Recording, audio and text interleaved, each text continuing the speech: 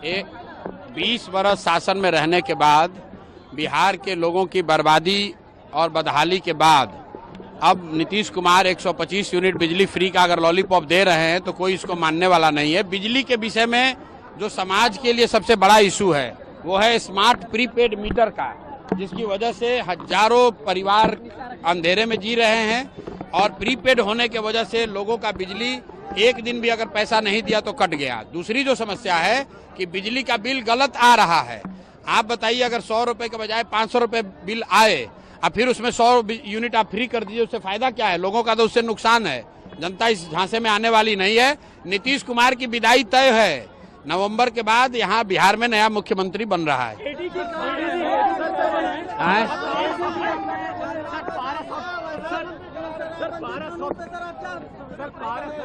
गोली मारी गई है भाई देखिए, पारस हॉस्पिटल में जो गोली चली है, हत्या हुई है, अभी कल भी मैंने आप लोगों को कहा है कि बिहार में कानून व्यवस्था की स्थिति लगातार बिगड़ेगी, अभी और बिगड़ेगी। इसलिए बिगड़ेगी कि पूरा पुलिस प्रशासन तो शराब से पैसा कमाने में, बालू माफियाओं के साथ साठगांठ करके पैसा कमाने में, घूस लेने में लगा हुआ है।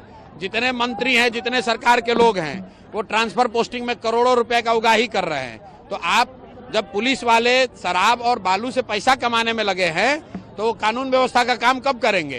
तो ये स्थिति न सिर्फ अभी बिगड़ी है, आगे भी बिगड़ने वाली है। सरकार का इकबाल खत्म हो गया है। नीतीश कुमार मुख्यमंत्री के तौर पर काम नहीं कर रहे हैं। उनकी शारीरिक मानसिक स्थिति ऐसी नहीं है। ये बात पिछले कई महीनों से मैं कह रहा हूँ। परिवार का मुखिया, सरकार का मुखिया ही जब अचेतन अवस्था में रहेगा तो निश्चित तौर पर यह स्थिति होगी। ये स्थिति और भयावह होने वाली है। किसान अभी इस समय जो होते हैं वो फ्री होते हैं, इसलिए अपराध बढ़ रहा है। अब एडीजे लॉ एंड ऑर्डर को अगर ऐसा लग रहा है कि किसान जो है वो फ्री है इसलिए अपराध कर रहा है, तो ये उस अफसर की मानसिकता को दिखाता है, सरकार की मानसिकता को दिखाता है और ये बताता है कि बिहार में स्थिति दिनों दिन क्यों खराब हो रही है। जिम्मेवारी लेने के बजाय, अफसरों पर कार्रवाई होने के बजाय अफसर समाज पर, किसानों पर, मजदूरों पर इसका दोषारोपण कर रहे हैं। पारस हॉस्पिटल में जहां पर यह हत्या हुई है वो कोई किसान जाकर थोड़ी ना मारा है। वीडियो जारी हुआ है, देख लीजिए। बाजाप्ता लोग 5 गन लेकर जा रहे हैं और जींस पैंट से और शर्ट से निकाल कर मार रहे हैं। और एडीजी लॉ एंड ऑर्डर को किसान खेत में रोपनी करने वाला दिख रहा है तो उनको आंख की जांच कराने की जरूरत है। खान सर ने कहा है कि शराबबंदी की बात करने वाले लोग बेशर्म हैं। अब ये खान साहब का अपना ओपिनियन हो सकता है। प्राइम मिनिस्टर मोतिहारी आ रहे हैं, क्या कुछ कहेंगे आप? क्या डिमांड है? भाई प्राइम मिनिस्टर साहब मोदी जी चौथी बार आ रहे हैं। हर बार पिछले 3-4 महीने से मैं यही कह रहा हूं कि मोदी जी को बिहार में ये बताना चाहिए कि हम लोग की शिक्षा व्यवस्था कब सुधरेगी। मोदी जी को ये बताना चाहिए कि बिहार से पलायन कब रुकेगा। मोदी जी को ये बताना चाहिए कि यहाँ रोजगार फैक्ट्री कब होगा ताकि बच्चों को गुजरात और महाराष्ट्र 10-12 हजार रुपए के लिए न जाना पड़े। बाकी की जो बात कर रहे हैं मोदी जी कि एक ट्रेन दे देंगे, एक रोड बना देंगे, इसकी हम लोग को जरूरत नहीं है।